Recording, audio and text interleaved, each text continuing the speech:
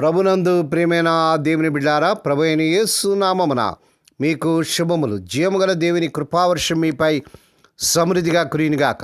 ఈ దినం అనగా జనవరి నెల 7వ తారీఖు 2026 బుధవారం హోలీ ట్రింటీ చర్చ్ మినిస్ట్రీస్ వారు అందించు అనుదేనామన్న. ఈ దిన మన ధ్యానాంశం నీతో ఉండే దేవుడు. దేవుని వాక్యం చదువుకున్నామని నిర్గమకాండం 3వ అధ్యాయము 12 నిశ్చయముగా నేను నీకు తోడేయుందును. దేవుడు తన పరిశుద్ధ వాక్యం దీవించునుగాక. దేని బిడ్డారా, ఈ ఉదయ కాలంలో మీరు అంతా ఎలా ఉన్నారండి? మీ కుటుంబాలు, మీ పిల్లలు, మీ కుటుంబం అందరూ కూడా బాగున్నారా? మీకోసం మేము ప్రతిదినం కూడా ప్రార్థన చేస్తున్నాం. దేని బిడ్డారు, ఏదైనా ప్రార్థన అవసరం ఉన్నట్లయితే మాకు తెలియజేయండి. మీకోసం మేము ప్రత్యేకంగా ప్రార్థన చేయగలం. దేవుని వాక్యం మనం చదివినటువంటి భాగంలో ఈ నిర్గమకాండం 3వ అధ్యాయం 12 మోషే భక్తుడు సంశయించినప్పుడు, దేవుడు నేను నీతో ఉందును, మిమ్మల్ని ఐగుప్తులో నుండి తోడుకొని పోయినప్పుడు మీరు ఈ పర్వతం మీద దేవుని ఎదుట కూర్చుందురు, నేను నిన్ను పంపి ఉన్నానని దీనివల్ల నువ్వు తెలుసుకుందని ప్రియపురవారు వాగ్దానం చేయడం. ఇది దేవునితో మోషే యొక్క నియామకానికి ఒక గుర్తు. ఆయన శక్తితో మోషే నడిపిస్తానని భరోయిస్తున్నాడు. దేవుని బిడ్డ, ఈ నూతన సంవత్సరంలో మీ ముందు ఎంతో ప్రయాణం ఉంది. మరి ఈ ప్రయాణంలో కష్టాల్లో, బాధలు, సమస్యలు మరి మీరు వెళుతూ ఉండగా మీతో తోడుగా ఉండి మిమ్మల్ని నడిపించి నేను మీకు భరోసాగా, మీకు ధైర్యంగా ఉంటానని ప్రభువారు వాగ్దానం చేస్తున్నాడు. సందర్భం, మోషే మండుచున్న పొద దగ్గర దేవునితో మాట్లాడుతున్నప్పుడు తన సామర్థ్యంపై సంశయించినప్పుడు దేవుడు ఈ మాటలు చెప్పాడు. ఈ ప్రధాన సందేశం ఏంటంటే నేను నీతో ఉంటాను అని చెప్పడం, దేవుడు చెప్పడం మోషేకి ఎంతో ధైర్యాన్ని ఇచ్చింది. ఆయనతో పాటు ఉండి ఆయన కార్యాలు నెరవేరుస్తానని భరోసా ఇస్తున్నాడు. దేవుని బిడ్డ, ఈ కుటుంబం ఎలాగా, ఈ సంసారం ఎలాగా, ఈ బిడ్డల వివాహాలు ఎలాగా, మరి ఆ ఉద్యోగాల విషయంలో, మరి ఇల్లు కట్టుకునే విషయం, ఏ విషయంలో అయినా దేవుని బిడ్డ ప్రభు అంటున్నాడు, నేను నీతో ఉంటాను. ఆయన ధైర్యం ఇస్తున్నాడు, ధైర్యం చెప్తున్నాడు. మీ కార్యాలు నెరవేర్చే దేవుడిగా ఉన్నట్లుగా దేవుని బిడ్డ ఈ వాగ్దానం పట్టుకొని ప్రభు సన్నిధిలో మొరపెట్టండి. మోషే ఇశ్రాయేలును ఐగుప్తు నుండి విడిపించి ఆ పర్వతానికి, హోరేబు పర్వతం తిరిగి తీసుకుని వచ్చినప్పుడు దేవుడు తనను పంపించాడని మోషేకు రుజువు అవుతుంది. ఇది ఇశ్రాయేలు విడుదల మరియు వారిని వాగ్దానం చేయబడిన దేశానికి నడిపించే దేవుని ప్రణాళికకు, భవిష్యత్తుకు ఇది హామీగా ఉంది. దేవుని స్తోత్రం కలుగును గాక.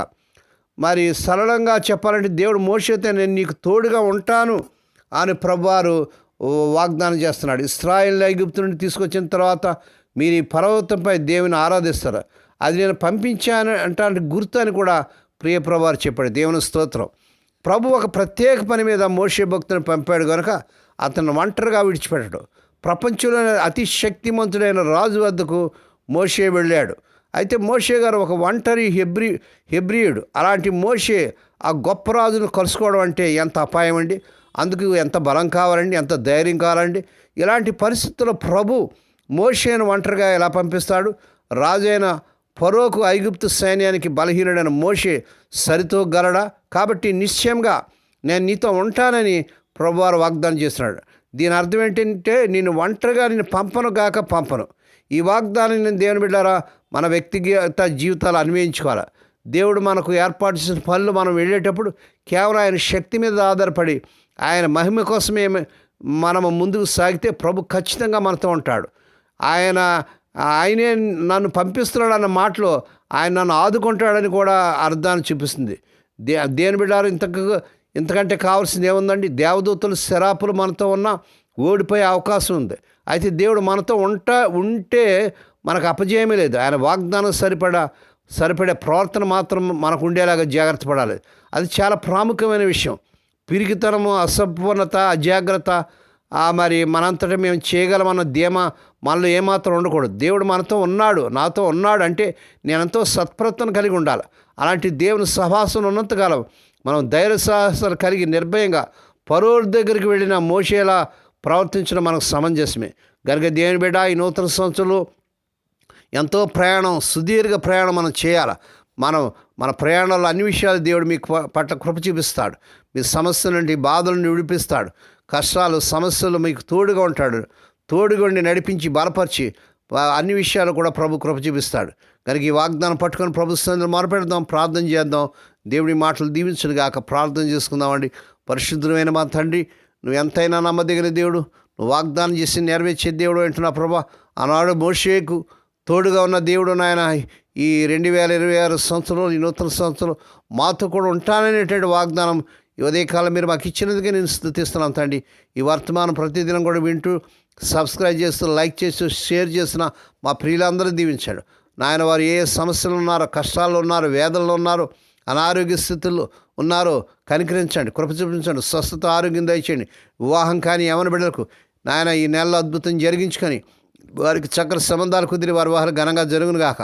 స్వదేశ విదేశాలు ఉద్యోగాలకు తెప్పబడుతున్న యవన బిడ్డలకు యేసునామమున వారు అర్హత మించిన ఉద్యోగాలు వచ్చును గాక. హోలీ ట్వంటీ చర్చ్ మినిస్ట్రీస్ ద్వారా, ఆయా మినిస్ట్రీస్ ద్వారా జరుగుతున్న పరిచయం దీవించండి. మారుమూల గ్రామంలో, మురికివాడలో పరిచయం చేసిన దీనదాస్తులను, దాస్తులను, విధవరాన్ని, దిక్కులేని బిడ్డలు, తండ్రి లేని బిడ్డలు జ్ఞాపకం చేసుకొని వారి యొక్క ప్రతి అవసరం తీర్చండి. మా తండ్రి దినమంతటి లేని బిడ్డల చుట్టూ మీరు రక్కం చేసి ఉదయం బయలుదేరి సాయంకాలం గృహం చేరు పర్యంతం నాయన కాపాడిన దూతలు కావరించమని సమస్త మహిమా ఘనత మీకే చెల్లించుకుంటూ స్తుతిస్తూ కొనియాడుతూ యేసయ్య పరిశుద్ధ నామన స్తుతించి గణపరిచి వేడుకొని ప్రార్థిస్తున్నాం తండ్రి. ఆమేన్. మన ప్రభువైన యేసుక్రీస్తు వారి కృప, తండ్రి అయిన దేవుని ప్రేమ, పరిశుద్ధాత్మదేవుని కన్నుల సహవాసము సదాకాలం మీకు తోడేండి నడిపించి బలపరచును గాక. ఆమేన్.